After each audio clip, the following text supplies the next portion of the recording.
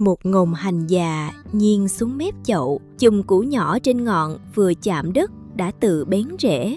Không ai gieo lại, vậy mà vài tuần sau, bên cạnh cây mẹ đã có thêm một cụm hành mới. Đó là cây đứng số 1 hôm nay. Nhưng trước khi tới loại hành biết tự đi ấy, cô bà sẽ cùng các bác xem 14 loại rau khác rất lì, trồng trong chậu vẫn dễ hồi phục và ít làm mình mất công trồng đi trồng lại. Gọi là gần như không thể chết cho vui và dễ nhớ thôi, chứ không cây nào sống nổi nếu chậu không có lỗ thoát nước, thiếu ánh sáng phù hợp hoặc bị bỏ khô quá lâu. Điểm chung của 15 loại này là chịu được một vài sai sót nhỏ và phần lớn đều có thể thu hoạch nhiều lần. Số 15 là Diếp Xoăn Endive, lá hơi dày, có vị đắng đắng và chịu lạnh tốt hơn nhiều loại xà lách mềm. Chậu sâu từ 15 đến 20 cm là đủ. Các bác gieo vào đầu xuân hoặc cuối hè để cây lớn trong thời tiết mát. Ở Việt Nam, cây hợp với vụ thu đông miền Bắc hoặc những vùng cao có khí hậu dịu. Lỗi thường gặp là gieo giữa nắng nóng để cây thiếu nước khiến lá đắng gắt. Hãy giữ đất ẩm vừa phải và thu lần lượt những lá phía ngoài, chừa phần nõn để cây tiếp tục phát triển. Số 14 là Oregano, loại rau thơm địa Trung Hải thường dùng với món nướng và nước sốt. Cây dễ sống vì chịu khô khá tốt, càng cắt ngọn lại càng mọc thêm nhiều nhánh. Một chậu đất nung đường kính từ 20 đến 25 cm, đất trộn thêm cát hoặc trấu hung và có nhiều nắng là vừa. Mùa ấm, cây phát triển mạnh, còn mùa mưa nên đặt tại nơi có mái che nhưng vẫn sáng. Oregano thường chết vì được chăm quá kỹ, đất còn ướt, vẫn tưới và bón quá nhiều phân. Số 13 là cải mù tạt, có thể hiểu gần với nhóm cải cây. Cây lớn nhanh, cắt lá rồi vẫn có thể bật lên lứa mới nếu mình giữ lại phần nõn. Dùng chậu hoặc thùng sâu khoảng 20 cm, gieo trong mùa mát và đặt nơi có nắng sáng. Cây vẫn có thể bị sâu ăn lá, nên các bác đừng nghĩ vì cây sẽ đuổi được toàn bộ côn trùng. Hãy kiểm tra mặt dưới lá thường xuyên, tránh gieo quá dày và không để cây chịu nắng trưa gay gắt kéo dài. Số 12 là su hào. Phần tròn chúng ta ăn thực chất là đoạn thân phình lên trên mặt đất. Vì vậy, cây không cần lấp đất quá sâu như cà rốt. Mỗi cây cần một chậu rộng và sâu khoảng 25 đến 30 cm.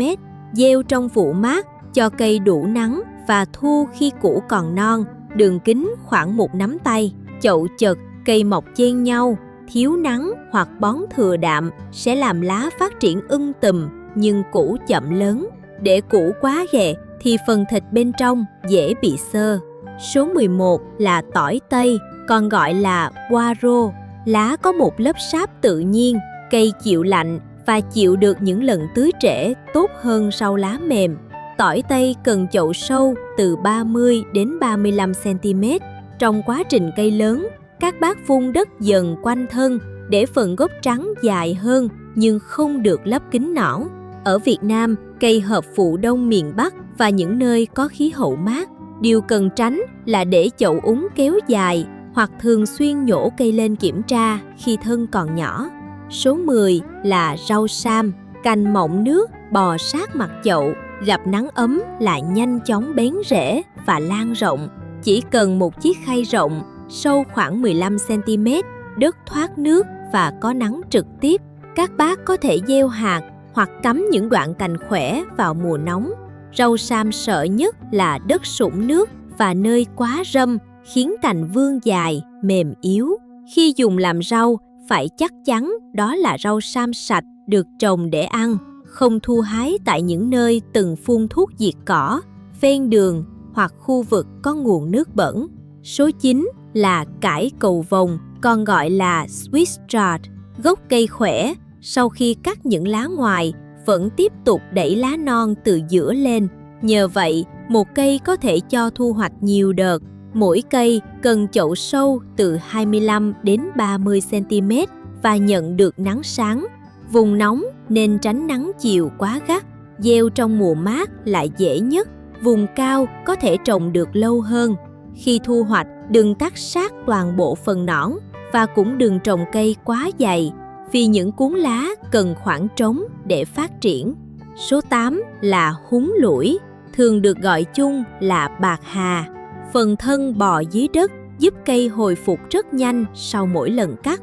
Các bác nên trồng riêng trong chậu, đường kính khoảng 20 đến 25 cm để cây không bò sang và lấn át những loại rau khác. Bạc hà thích đất ẩm, nắng sáng hoặc ánh sáng tán xạ và có thể trồng gần như quanh năm. Dễ sống không có nghĩa là cây thích ngâm chân trong nước. Chậu bí và úng lâu ngày vẫn làm thối rễ, trong khi nắng chiều quá gắt có thể khiến mép lá bị cháy. Số 7 là hẹ. Một bụi hẹ có thể cắt đi cắt lại và tự sinh thêm nhiều nhánh mới quanh gốc.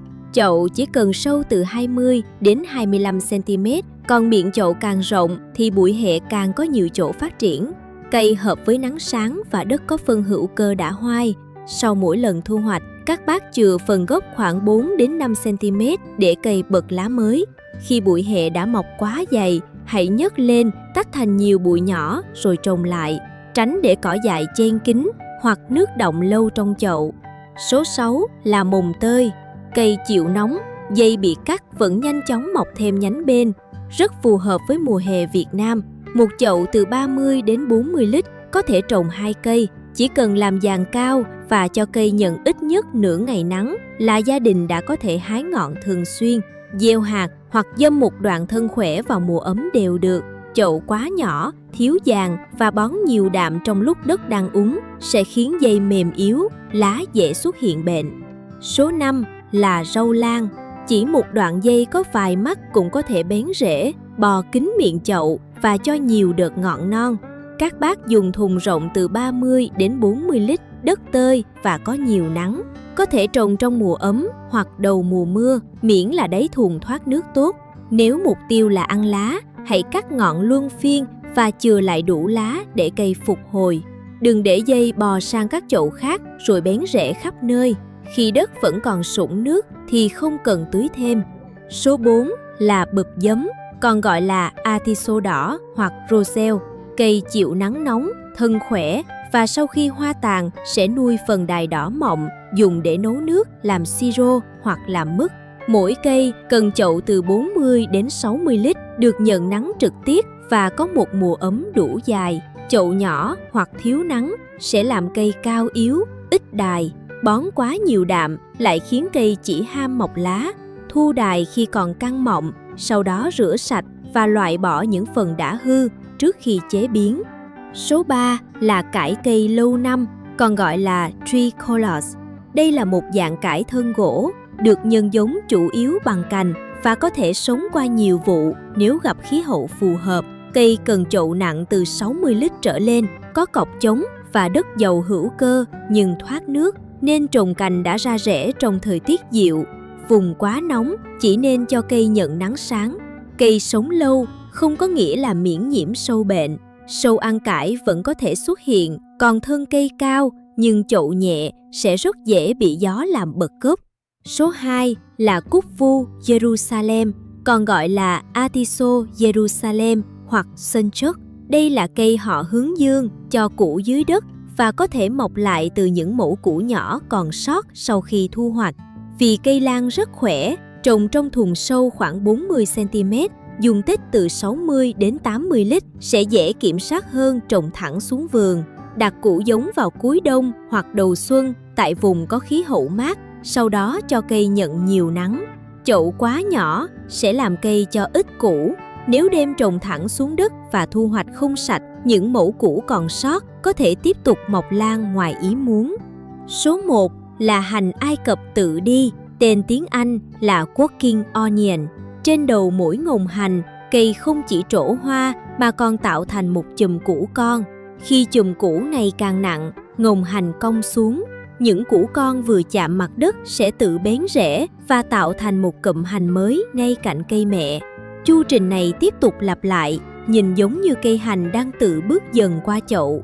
Các bác dùng một chiếc thùng dài, sâu từ 20 đến 25 cm để cây có không gian lan rộng. Cây hợp với mùa mát hoặc vùng cao, nó vẫn cần nắng, đất thoát nước và được tưới cơ bản. Đừng cắt sạch lá khi cây đang nuôi chùm củ con, đồng thời không để mưa làm úng gốc. Một khu vườn chậu bền không bắt đầu bằng lời hứa rằng cây sẽ chẳng bao giờ chết. Nó bắt đầu từ những giống cây biết tự phục hồi và một chiếc chậu thoát nước đúng cách. Riêng với hành tự đi, các bác chỉ cần chừa cho ngồng hành một khoảng đất để cúi xuống. Khi vụ mới tới, có khi cây đã làm hộ mình cả phần gieo trồng.